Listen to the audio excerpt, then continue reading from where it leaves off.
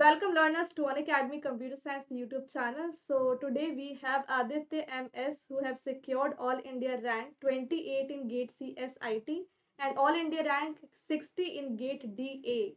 So first of all, Aditya, how you are feeling about your result?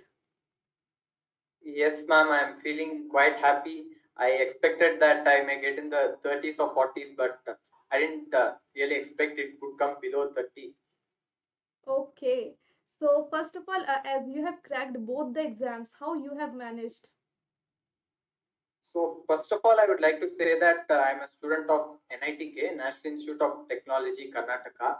And Okay. so, first of all, what helped me was the core courses that I covered during my first 2 3 years of my college. They Okay. those professors they covered a lot of content which are also important for GATE. उसने काफी Okay. ज्यादा content cover किया था Hmm. जो gate के लिए important था। और उसके अलावा भी कुछ कुछ टॉपिक्स जो था वो कॉलेज सिलेबस में से एनसेम सिलेबस में से हटाया था और वो भी गेट में इम्पोर्टेंट था। और उसके लिए मैं कुछ कुछ प्लेटफॉर्म्स को रेफर करना पड़ा। Okay. अन अकेडमी का यूट्यूब वीडियोस पे मैं मोस्टली रिलाई किया था उसके लिए। Okay. Subjects like data structures और ईबीएमएस और सीओए में अन अकेडमी के जो यूट्यूब चैनल था वो काफी ज्यादा यूजफुल था। ओके। ठीक है। और उसमें से प्रैक्टिस वीडियोस भी था। और मैं लास्ट 3 मंथ्स में मैं कुछ अन अकेडमी कॉम्बैट में मैं पार्टिसिपेट किया था। और हम्म। उसमें मुझे 100% स्कॉलरशिप मिला था और ओके। लास्ट 3 मंथ्स के लिए। और वो ओ। भी मुझे दिसंबर ही मुझे पता था, नवंबर 18 मुझे मिला था वो अच्छा। एक्सेस। ओके मुझे ओके। दिसंबर ही मुझे पता था कि एक्सेस है। और मैं अनोइंगली मैं प्लस के टेस्ट में अटेम्प्ट कर रहा था नवंबर में, वो मुझे पता ही नहीं था। Okay okay okay. ओके, तो फर्स्ट ऑफ ऑल हम ये कह सकते हैं कि आपकी जो भी प्रिपरेशन हुई एक तरीके से सेल्फ स्टडी के अकॉर्डिंग ही हुई है ना? हाँ, मैंने कोई पेड कोचिंग ज्वाइन नहीं किया था। Okay okay. तो आप मुझे एक चीज़ ये बताइए कि आप थर्ड ईयर में हो, आप फोर्थ ईयर में हो? मैं अभी फाइनल ईयर में हूँ, मेरा लास्ट सेमेस्टर है। अच्छा अच्छा, तो आपने थर्ड ईयर में गेट दिया था कि नहीं दिया था? मैं थर्ड ईयर में गेट दिया था अ, और मैं ऑल इंडिया रैंक 48 सिक्योर किया था। अच्छा, गेट सीएसआईटी में। हाँ हाँ, गेट सीएसआईटी में। तो मतलब कि आपने दोबारा फिर क्यों दिया? मतलब ऑल इंडिया रैंक 48 के बाद। गेट सीएस में 48 रैंक पाके 866 मेरा स्कोर था 1000 को। उससे आईआईटी बॉम्बे मिल सकता है पर आईआईएससी मिलना थोड़ा मुश्किल है 866 से। सो 900 के ऊपर आया तो आईआईएससी सेफ रहेगा मुझे। Okay okay okay. कुछ ऑप्शंस ओपन रहेगा उसके लिए मैं फाइनल ईयर में भी इम्प्रूव करके दिया था। Okay okay. तो मतलब कि आपने थर्ड ईयर में भी अच्छा रैंक सिक्योर किया है, फोर्थ ईयर में भी अच्छा रैंक और सिक्योर किया। मतलब कि आपकी प्रिपरेशन 2 साल की रही है, ऐसा कह सकते हैं, है ना? हाँ हाँ, मैं थर्ड ईयर से फोर्थ ईयर में कुछ टॉपिक्स मुझे थर्ड ईयर में नहीं कवर कर पाया। जो सीक्वेंशियल सर्क्यूट्स था और अच्छा। इंजीनियरिंग मैथ्स में कुछ टॉपिक्स थे वो वो मैं कवर किया जो 2024 के लिए। 23 ओके में ओके। मैं नहीं कवर कर पाया। मतलब कि आपने सिर्फ 2023 में जो टॉपिक स्किप किया था वो सीक्वेंशियल सर्किट था और सारे टॉपिक्स आपने कवर किए थे। सीक्वेंशियल सर्क्यूट और कंप्यूटर नेटवर्क में भी कुछ आईपी आईपी का टॉपिक था। और डेटा लिंक लेयर का कुछ टॉपिक्स मैं नहीं कवर कर पाया, वो मैं फोर्थ ईयर में फोकस किया। Okay okay. तो मतलब कि आपने कॉलेज के साथ साथ कैसे मैनेज किया? मतलब कॉलेज के साथ साथ तो आर्ट्स इतने नहीं दे पाते हैं गेट एग्जाम को, आप कितना दे पाते थे? सो कॉलेज में भी काफी ज्यादा कंटेंट कवर किया था जो गेट में भी आता है। हाँ। सो मैं थर्ड फर्स्ट 2 इयर्स के लिए जो ऑनलाइन था वो क्विज़ेस में जो क्वेश्चंस आते थे वो एक्चुअली गेट के पीवाईक्यूसी थे। वो क्विज़ेस में जो क्वेश्चंस, सो वो इनडायरेक्टली गेट के लिए हेल्पफुल रहा ही था।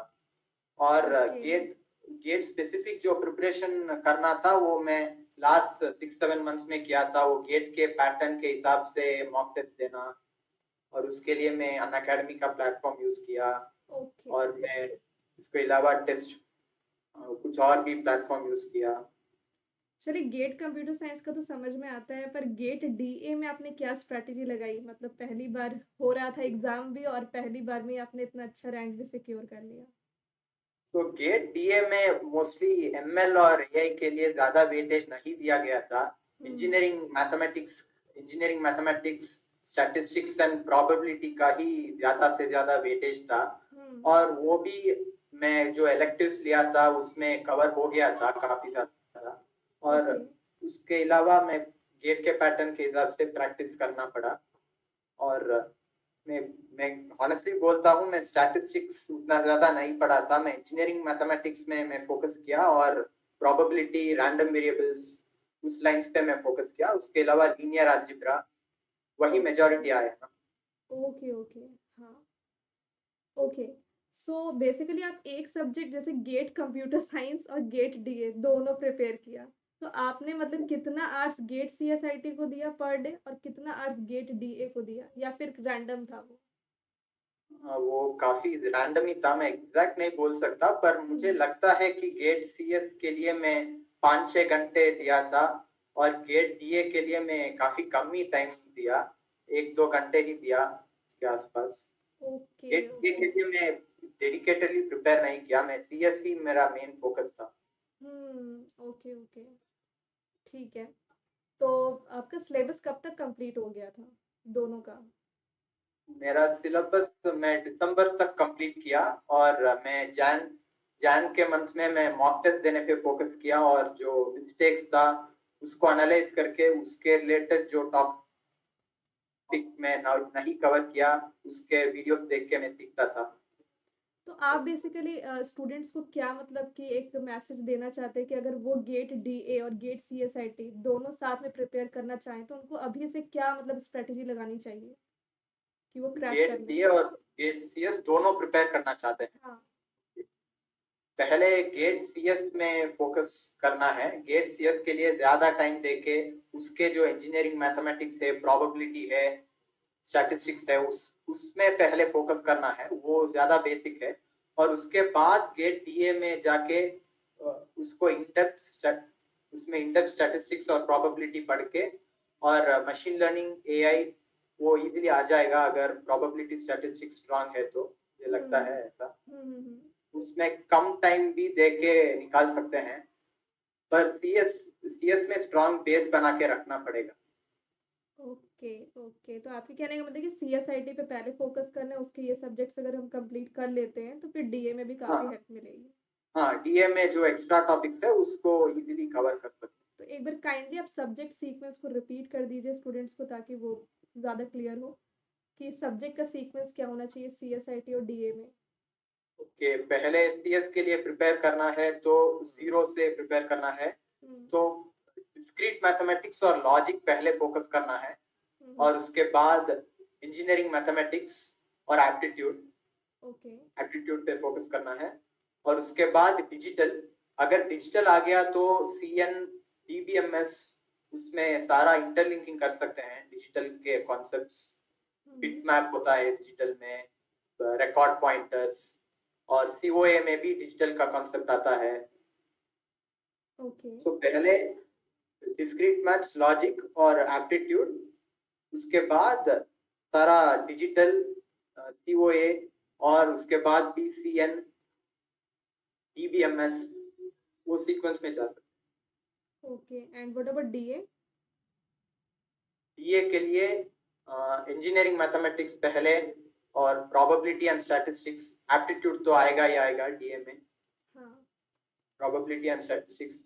और वो आ गया तो एएमएल में वो probability and statistics easily link कर सकते हैं। एएमएल में कुछ कुछ एल्गोरिथम्स होते हैं, वो एल्गोरिथम्स में प्रोबेबिलिटी और स्टैटिस्टिक्स और डीएसए का भी कॉन्सेप्ट्स लगेगा। ओके अगर डीएसए स्ट्रांग हुआ सीएस में डीएसए ज्यादा फोकस किया तो यहाँ पे डीए में भी एएमएल काफी इजी लगने शुरू हो जाएगा। हाँ। अच्छा, एक और चीज़ है जैसे कि गेट डीए तो पहली बार हो रहा था, इसके तो कोई प्रीवियस ईयर क्वेश्चंस थे नहीं प्रैक्टिस करने के लिए, तो आपने हाँ, प्रैक्टिस कहाँ से की? मैं गीक्स फॉर गीक, ओके, हाँ। मैं प्लेटफॉर्म ओके नहीं लेना। ओके। हाँ। ओके, तो आपने gigs so for DA gigs से प्रैक्टिस कुछ की थी और? प्रैक्टिस किया था, कुछ ऑनलाइन टेस्ट वगैरह था, हाँ हाँ। उसमें एमसीक्यूज जस्ट टिक करके टेस्ट के तरह मैं अटेम्प्ट नहीं किया, सिर्फ ओके ओके। क्वेश्चन क्लिक करके सबमिट करके क्वेश्चन बाय क्वेश्चन राइट और रॉन्ग आता है उसमें। अच्छा अच्छा। ऐसा ही मैं प्रैक्टिस किया था डीए के लिए। सीएस के ओके। लिए मैं प्रॉपर गेट के तरह मैं मॉक टेस्ट दिया।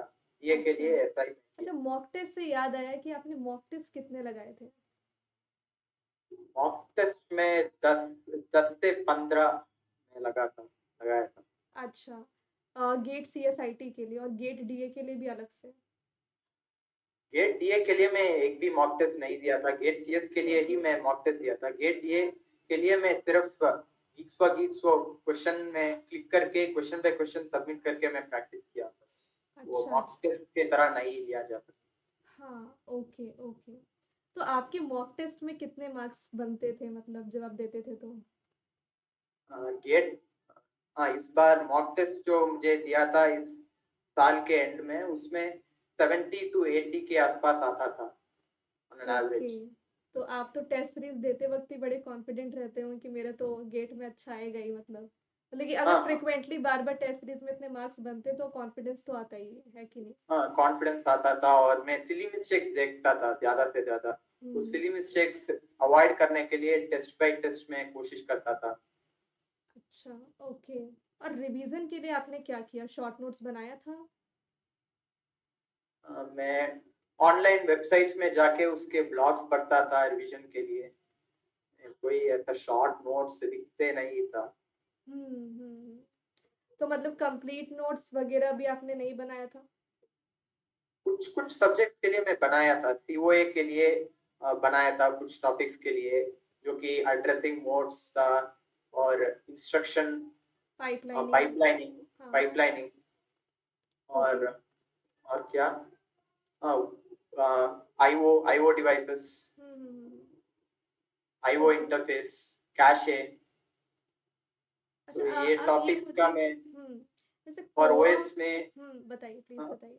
प्लीज बताइए। और ओएस में भी कुछ शेड्यूलिंग, डेडलॉक्स, वो टॉपिक्स का मैं नोट्स बनाया था। जो कुछ कुछ टॉपिक्स में मुझे वीक लग रहा था उसमें मैं लिख के नोट्स बनाने का कोशिश किया था। ओके, मतलब कि आपने जो टॉपिक्स आपको आसान लगे उसमें आपने टाइम वेस्ट नहीं किया, ये तो आता ही है। पर जो टॉपिक्स हाँ आपको वीक लग रहे थे उसमें आपने ज्यादा वर्क किया, है ना? हाँ हाँ हाँ। ओके वीक टॉपिक्स में मैं ज्यादा नोट्स बनाया, जो कि ओके। सीएन में भी IP addressing, subnetting, supernetting, TCP header, IP header जो याद रखने का बातें हैं, उसमें मैं बिल्कुल। नोट्स बना रखा था। अच्छा, तो आपने रिवीजन कितनी बार किया था, एक इटरेशन किया था कि उससे ज्यादा?